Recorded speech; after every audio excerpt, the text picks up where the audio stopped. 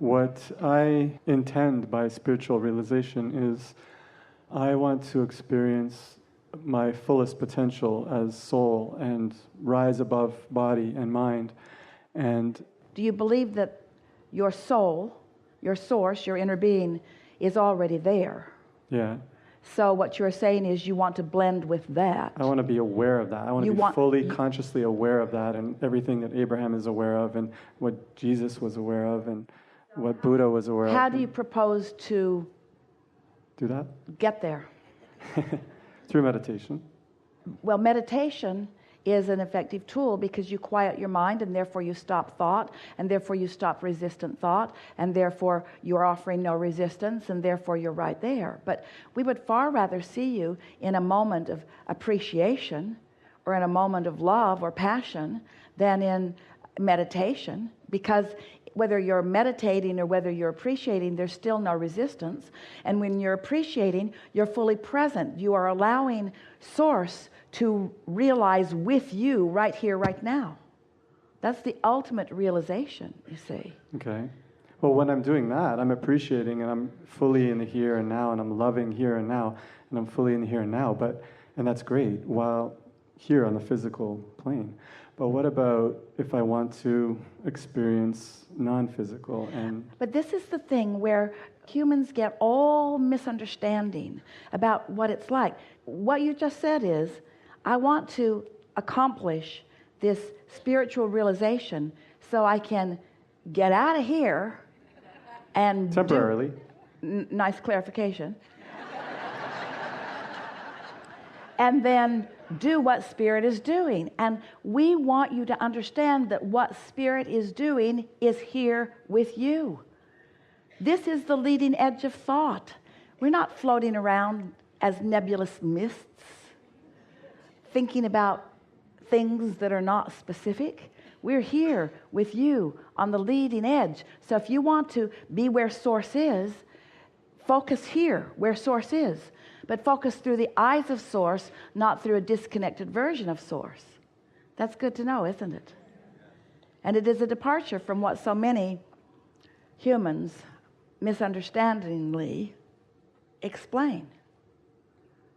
My understanding is also, well, I thought that there's higher states of consciousness which are far more blissful and enjoyable than, although this can be pretty good here, but, you know, there's better. The reason that you're stating your distorted point of view is because you have not yet allowed yourself to be in that vibrational place to experience this time-space reality from that broader point of view. So when you hear of others who have been living it, you assume they must be somewhere else. They're not somewhere else. They're just in a different frequency. Right.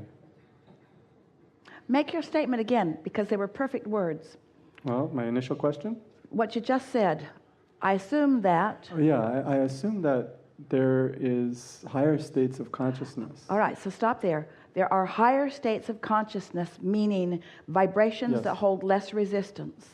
Higher states of allowing. But now, for just a moment, don't make it have to be somewhere else. Say those words about those who are living here and now. Say those about the artist who is painting or the musician who is receiving. Say that about the scientist who is knowing. Or say that about Esther who is receiving infinite intelligence. In other words, don't make it have to be on another plane in another world. This is where it's at. It's hard for you. You've practiced humility to a fault. Humans, you just can't believe that this is where heaven is, because in your misalignment, you disallow it. You see. Read everything you've ever read from everyone about that through this framework and feel the power of this. Your carefully chosen and really beautiful words. Just tweak it in that small way, that what you're talking about is not a different place.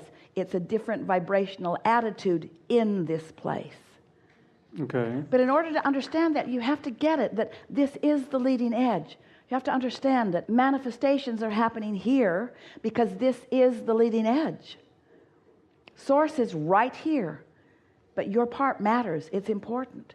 You're not lesser than trying to figure out how to achieve that exaltation or that alignment or that worthiness or that.